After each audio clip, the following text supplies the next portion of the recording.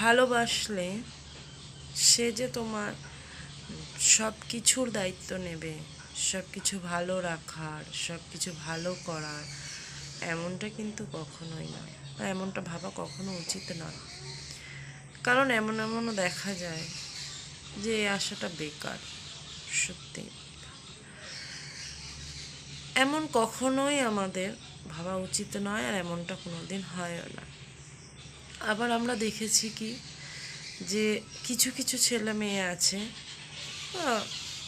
আমাদের জেনারেশনে যেগুলো হয়েছে আর কি, বেশিরভাগই ভালোবেসে বিয়ে করছে, বা প্রেম করে বিয়ে করছে, বা পালিয়ে গিয়ে বিয়ে করছে, যা হোক করছে, একটা ভালোবেসে বিয়ে যারে বলে। তো এই ভালোবেসে বিয়ে করে তাদের লাইফে আমি দেখলাম, মানে সব বলবো না, আমি যেগুলো দেখলাম, তো তাদের ঝামেলা, অশান্তি, ছাড়াছাড়ি, এমনকি ডিভোর্স পর্যন্ত হয়ে গেছে।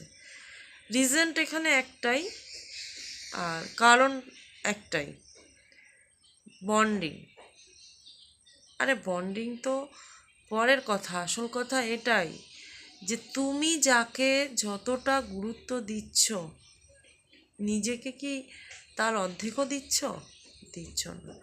তো তুমি যাকে এতটা গুরুত্ব দিচ্ছ, সে তোমাকে জিরো ভাবে।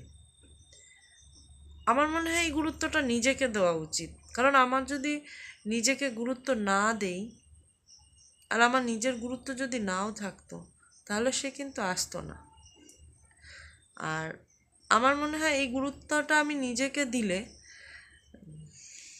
কি হবে, আমার লাইফটা আরও ভালো হবে, আরও বিন্দাস হবে, আরও ভালোভাবে থাকতে পারবো, ভালো কিছু করতে পারবো।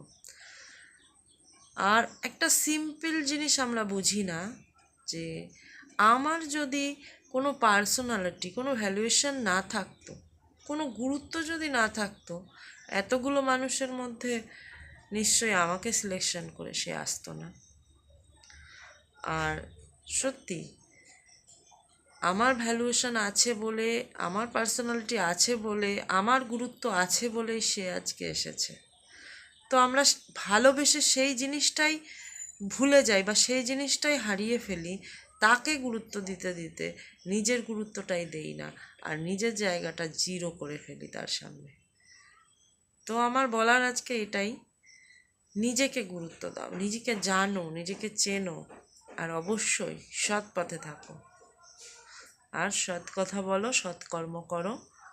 আর যারা যেটা, মানে যে ভগবানকে যেভাবে বিশ্বাস করো অবশ্যই করো, কিন্তু বেশি ভালোবাসা ভালোবাসা ভালোবাসা করে নিজের গুরুত্বটাকে কমিয়ে নিজের জীবনটাকে জিরো করে ফেলো না।